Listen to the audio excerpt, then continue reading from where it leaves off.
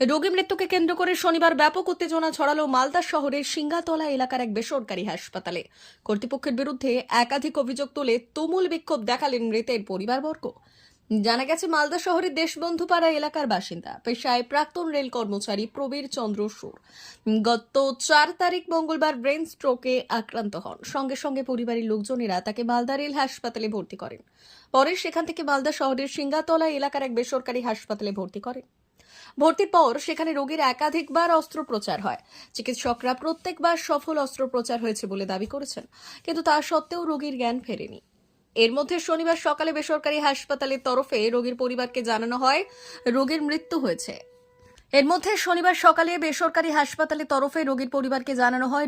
হয়েছে। যা জানতে পেরে মৃতের পরিবারবর্গ ক্ষোভে ফেটে পড়েন। তারা হাসপাতালে তুমুল বিক্ষোভ দেখাতে শুরু করেন। বিক্ষোভকারী পরিবারবর্গের অভিযোগ, রোগীর চিকিৎসা ঠিকঠাক হয়নি। চিকিৎসাধীন অবস্থায় রোগীর অনেক রকম শারীরিক পরীক্ষা নিরীক্ষা করা হয়েছিল, কিন্তু সেই পরীক্ষার কোনো রিপোর্ট তাদের দেখানো হয়নি।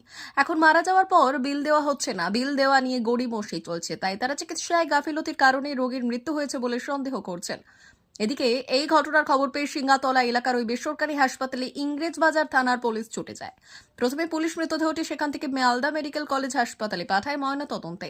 এরপর গোটা ঘটনা খতিয়ে দেখতে পুলিশ তদন্ত শুরু করেছে, যদিও এই বিষয়ে এই বেসরকারি হাসপাতাল কর্তৃপক্ষের তরফে কোনো প্রতিক্রিয়া মেলেনি।